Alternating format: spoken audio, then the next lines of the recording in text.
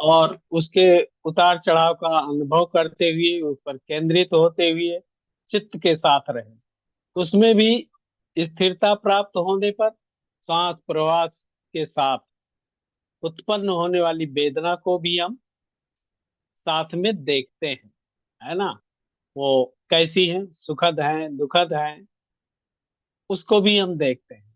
उसमें जब स्थिरता प्राप्त हो जाती है, जब स्थिर हो जाते हैं, तब अनित्यता को, निरंतर बदलने वाले स्कंधों के स्वरूप को देखते हैं। ये बहुत आगे की बात है। इस क्रम में वेदना तक को देखना ही समर्थ होता है।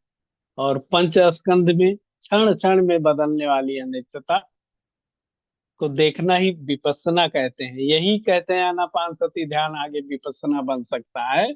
और, और वो कब बनता है कि इस क्रम में वेदना को देखना, कैसे हम देखते हैं, है ना, उसमें अनित्यता को, निरंतर बदलने वाले जो पंच स्कंध है उसके स्वरूप को देखते हैं, तभी वो ऐसा होता है। और इस प्रकार क्षण क्षण में बदलने वाली अनित्यता को देखना ही विपස්සना है। इस प्रकार अष्टांगिक मार्ग का सेवन करने से क्या होता है, निर्वाण की प्राप्ति होती है। जब तक हम एकाग्र नहीं होंगे, चाहे वो अष्टांगिक मार्ग हो, चाहे पंचशील हो, चाहे 10 शील हो, चाहे आप पारमिताओं का अध्ययन कर रहे हैं, चाहे आप बुद्ध भूमियों का अध्ययन कर रहे हैं, किसी में भी जो है पारंगत नहीं हो सकते, उसको जान नहीं सकते, उसको देख नहीं सकते।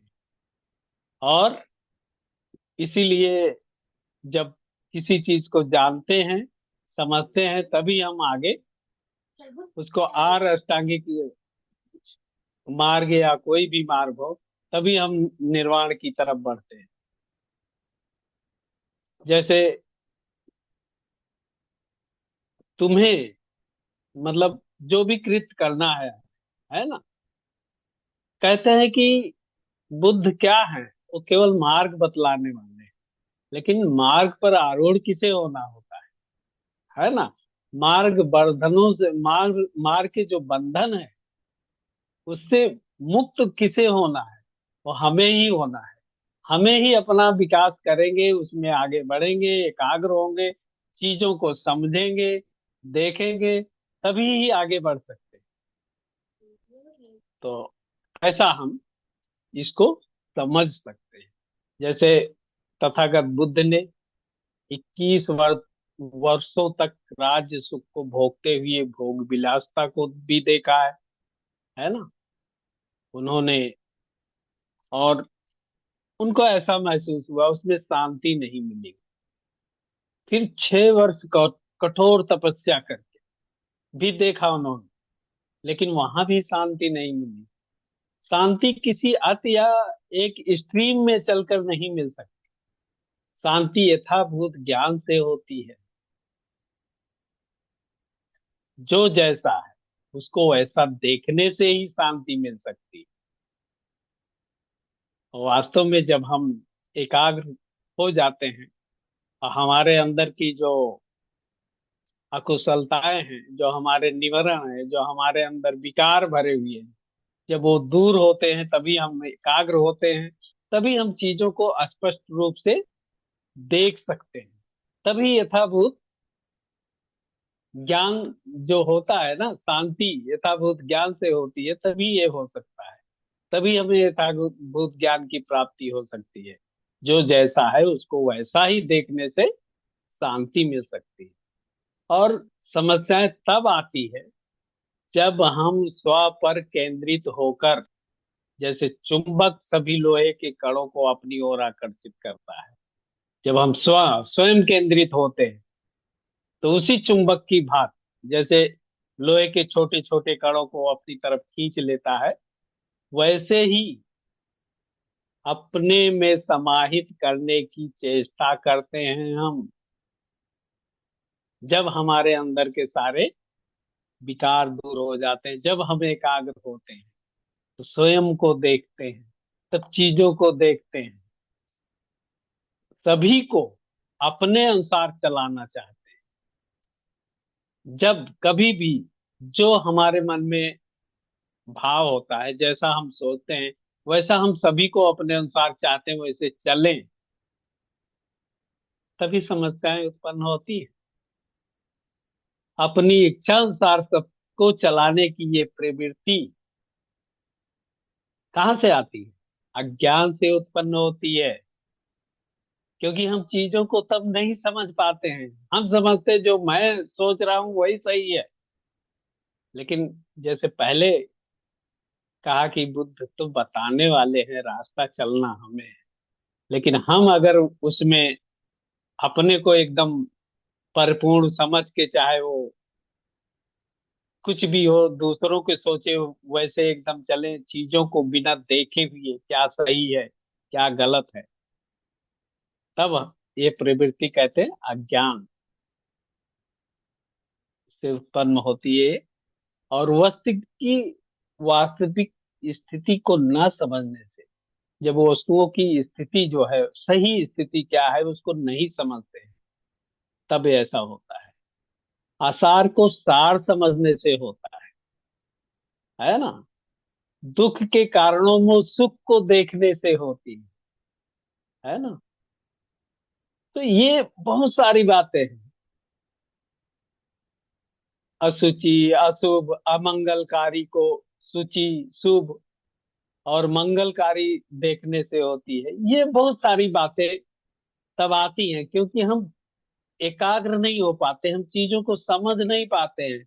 हमारे अंदर जो राग, द्वेष, ईर्ष्या, अभिमान है, ये सब दूर नहीं हो पाता है ना। तो इन विकारों की उत्पत्ति कैसे होती है?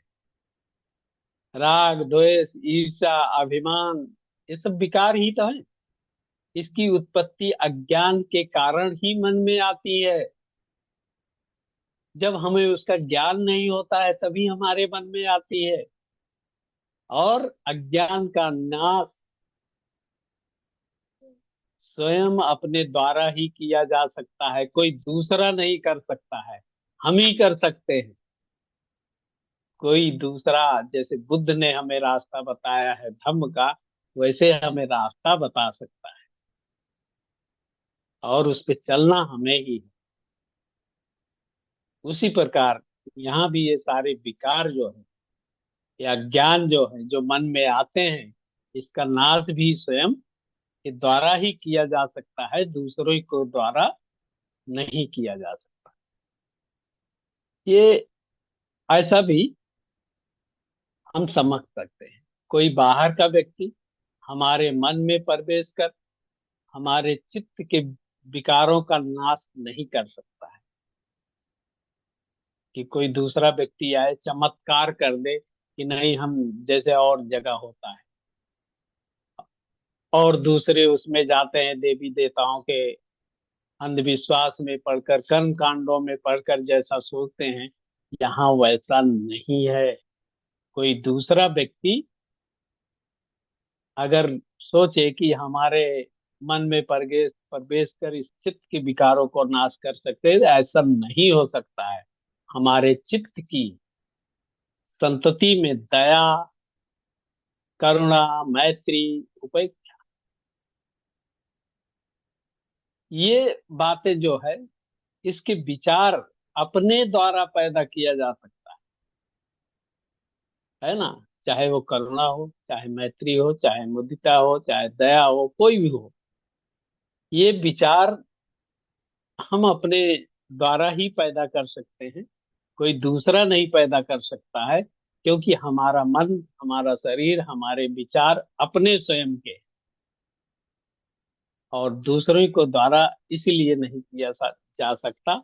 और बौद्धों का निर्वाण यहाँ इसी समय और अभी प्राप्त हो सकता है, यदि यथाभूत को देख सकते हैं तो। वास्तव में बुद्ध भी एक व्यक्ति करके हम ही लोगों की तरह वो भी पैदा हुए थे, सब कुछ इतना खोज किया, कितना उन्होंने सब कुछ किया, रे ये तिथे समझ पडला तो सकते हैं। कुठला खोलतोय? लागला तर आवाज. किसी का माइक खुला है। तो इस प्रकार से हम समझ सकते हैं, है ना। और वास्तव में जब यथाभूत ज्ञान जो है इसको हम देखते हैं, तभी हम ये बौद्धों का जो कहते हैं निर्वाण या श्रोतापन या और सारी बातें, तभी हम आगे बढ़ सकते हैं, है ना। और कहते हैं बौद्धों का निर्माण यहाँ इसी समय अभी हो सकता है। यथाभूत ज्ञान को जब देख सकते हैं, बौद्ध मृत्यु के पश्चात भी किसी सुंदर स्वर्ग की कल्पना नहीं देते हैं, है ना। कि मृत्यु हो जाने के बाद जो है स्वर्ग में जाओगे। कोई बैकुंठ की वो दिखाता है, कोई कहीं की वो दिखाता है। ऐसा नहीं है, है ना। और जैसे अन्य धर्मों में कहते हैं कि भले ही अपने चित्त के विकारों को बिना त्यागे ईर्ष्यालु, लालची, हठवादी बने रहें, अन्य सभी धर्मों को शैतान मानकर बैठ जाएं तथा क्रोध से आक्रांत रहें, फिर भी आपको मृत्यु के पश्चात स्वर्ग का स्वप्न देकर रखते हैं। ऐसा बौद्धों में नहीं होता है, ऐसा बुद्ध ने नहीं बताया। यदि आप यहाँ अपने विकारों पर नियंत्रण प्राप्त कर सुखी हैं,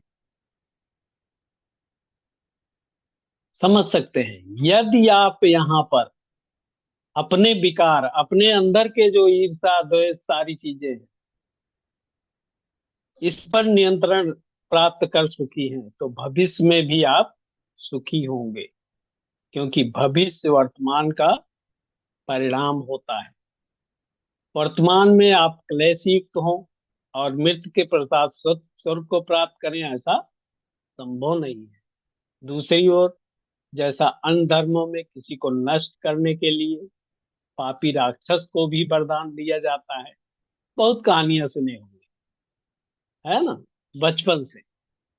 वैसा वरदान बौद्धों में नहीं दिया जाता है। इसके अतिरिक्त इतर धर्मों में वरदान की प्राप्ति ही साधना का अंतिम लक्ष्य माना जाता है। लेकिन जबकि बौद्धों में मैत्री और करुणा से ओतप्रोत होना, सब में संभाव देखना, यथाभूत देखना, यही साधना का लक्ष्य होता है, जिसकी परिणति प्राणी मात्र के दुख को दूर करने में होती है। बुद्ध ने भी तो यही कल्पना की थी। पूरा संसार दुखमय है, सभी प्राणी दुखमय है, और उसी दुख को दूर करने के लिए उन्होंने अपने घर को, अपने सब कुछ को छोड़ दिया है। महल में रहते, राजा होते, राजा के बेटे थे, है ना, लेकिन सब कुछ छोड़ दिया था। और तब तक तो उन्हें ज्ञान भी प्राप्त नहीं था। उन्होंने लोभ का कितना बड़ा त्याग किया, उनके अंदर लोभ मात्र, लेस मात्र का भी नहीं था, है ना। सब कुछ छोड़ के अपने बीबी बच्चे परिवार सबको छोड़ दिए, कितना बड़ा त्याग किया था, ऐसा समझ सकते हैं। संसार में मन के विकार जो है ये कैसे होते हैं, अपने अज्ञान से ही उत्पन्न होते हैं। ये इसका सारांश समझ सकते हैं क्या। मन के विकार जो है हमारे अंदर, लोभ मोह द्वेष ईर्षा, है ना, जो कुछ है वो सारे अपने मन के विकार हैं। और ये हमारी अज्ञानता के कारण ही उत्पन्न होते हैं। उसे स्वयं हमें अपने प्रयास से ही कम करना होता है। और तभी ये कम होगा जब हम प्रयास करेंगे। ये प्रयास ही है। हम लोग जो ध्यान करते हैं, साधना कर रहे हैं, बराबर इसमें भाग ले रहे हैं, ये प्रयास ही है। ठीक है। कोई कोई चीज एकाएक नहीं हो सकती, सकता है, धीरे धीरे संभव होगा। उसमें हमें चिंता की भी बात नहीं होनी चाहिए कि हमें अभी नहीं हो रहा, लेकिन हमें इस बात का ध्यान रखना है कि हम कितना प्रयास कर रहे हैं, उस पर कितना काम कर रहे हैं, ऐसा हमें सोचना है, चिंतन करना है, समझना है। और जब हम प्रयास करते करते धीरे धीरे, और ऐसा भी नहीं है, कभी कभी हमें उसकी एक झलक दिखे तो उसमें भी खुश नहीं होना चाहिए, उससे और आगे बढ़ने का प्रयास करना चाहिए। इस प्रकार से बहुत सारे ऐसे आयाम हैं। जैसे उदाहरण में कहते हैं कि कोई घोड़ा है, और घोड़े को कहते हैं नदी किनारे तक तो ले जा सकते हैं आप, लेकिन पानी में घोड़े के मुंह को भी डाल सकते हैं, लेकिन जबरदस्ती उसे पानी नहीं पिला सकते जब तक घोड़ा स्वयं अपने से ना पिए। इसी प्रकार हम चाहे एकाग्र होने की बात हो, चाहे अपने विकारों को दूर करने की बात हो, चाहे चीजों को, सत्यता को, वस्तुओं को देखने की बात हो, हम जब तक स्वयं नहीं प्रयास करेंगे तब तक ये नहीं हो सकता है, और हमें ही प्रयास करना पड़ेगा। इसी तरह जैसे पहले भी बताया कि बुद्ध मात्र हमें मार्ग दिखाते हैं, और उस पर चलना, उसका अनुसरण करना, ये स्वयं का कर्तव्य होता है। चलना हम ही को पड़ेगा। कोई कितना भी कहे, ऐसा भी नहीं है कि हम लोग आते हैं ध्यान में बैठे रहते हैं, बहुत सारी बातें होती हैं, और जैसे कहीं शिविरों में या कहीं प्रवचन चल रहा है, वहां भी होता, बहुत सारे लोग इकट्ठा हैं, पूजा कर रहे हैं, वंदना कर रहे हैं, ध्यान कर रहे हैं, लेकिन क्या होता वहां? आलस, किसी को आलस से आ रहा, नींद आ रही है, किसी को किसी बात के लिए कि या अभी तो वो नहीं आया, उसको देखना, कहीं कुछ है, मतलब मन वहां उसका लगता नहीं है, वो अपने मन से एकाग्र नहीं होता है। इस प्रकार से हम कैसे आगे बढ़ सकते हैं? क्योंकि हम जो है अभी उसमें बहुत पीछे हैं। उसका अनुसरण जिस प्रकार से हमें उस पर चलना है ना, उसका अनुसरण करना अभी हम नहीं सीख पाए, है ना। बहुत सारे लोग आते हैं, जैसे ध्यान संध्या में बाद में जुड़ते हैं, बीच में जुड़ जाते हैं, हो जाता है, कभी कभार हो सकता है। तो कहीं न कहीं कुछ न कुछ कमियां होती हैं, कुछ आसक्त हम होते हैं, है ना। चाहे अपने घर के कामों के पर, चाहे बच्चों के हो, चाहे परिवार से और सारे काम, बहुत सारी बातें होती हैं। इस प्रकार हम देख सकते हैं। और अतः बुद्ध ने क्या कहा है? कृत्य तो अपने को ही करना है, कार्य तो हमें ही अपने आप को ही करना है। वो तो मात्र मार्गदर्शक है, एक कल्याण मित्र है ना। जिस प्रकार से एक ब्रह्मचारी, एक कल्याण मित्र, आपका सहपाठी, जैसे आप चैप्टर में जाते हैं, वहां पर जो बातचीत होती है, क्या होता है, एक दूसरे को बताते हैं हम ऐसा करते हैं, हम ऐसा करते हैं, हमें ऐसा अनुभव होता है ना। ये मार्गदर्शक की बातें होती, वो हमें मार्ग प्रशस्त करते हैं अपने अनुसार। लेकिन जो उस पर चलेगा, कहते हैं बुद्ध, वो निश्चित मुक्त होगा। जैसा स्वयं बुद्ध उस पर चलकर सिद्धार्थ से भगवान बुद्ध बने थे। वो तो सिद्धार्थ के रूप में जन्म लिए थे, वो तो एक व्यक्ति थे, लेकिन उन्होंने उस पर चला है, और वो बुद्ध बने थे। आप भी बन सकते हैं, हम भी बन सकते हैं, सभी बन सकते हैं, लेकिन हम कितना प्रयास करते हैं, कितना आगे बढ़ने का उसमें हम संकल्प लेते हैं। तो इस बात का हमें विशेष ध्यान देना है। और वास्तव में हमें जो परिवर्तन हो रहा है, जो अनित्यता है, इन सबको देखना है, अपने स्वभाव को देखना है, यथाभूत क्या है उसको देखना है ना। और ये सब करके तभी आगे बढ़ते हैं। उसमें बहुत सारी बातें हम आगे बढ़ते हैं तभी, जब हम चीजों को देखते हैं और आगे बढ़ते हैं, हम शांत होते हैं, तो हमें सामाजिक उसमें प्राणियों के दुख के प्रति भी हम सचेत होते हैं, है ना। हम लोगों से मैत्री करते हैं, बहुत सारी चीजें हमारी दूर होती हैं। तो इसीलिए ऐसा हम कर सकते हैं।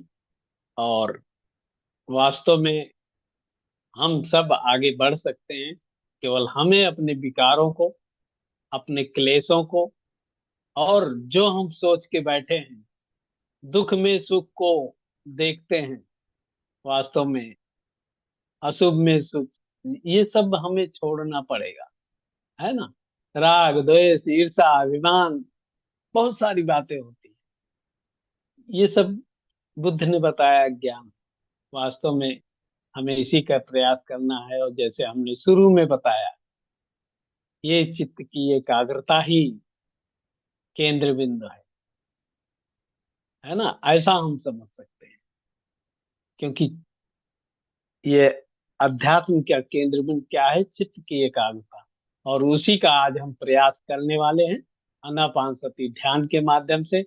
हमने बहुत सूक्ष्म रूप से आप लोगों के सामने ये प्रसंग रखा है, शायद आपको अच्छा लगा होगा, आप लोगों ने ध्यान से सुना है।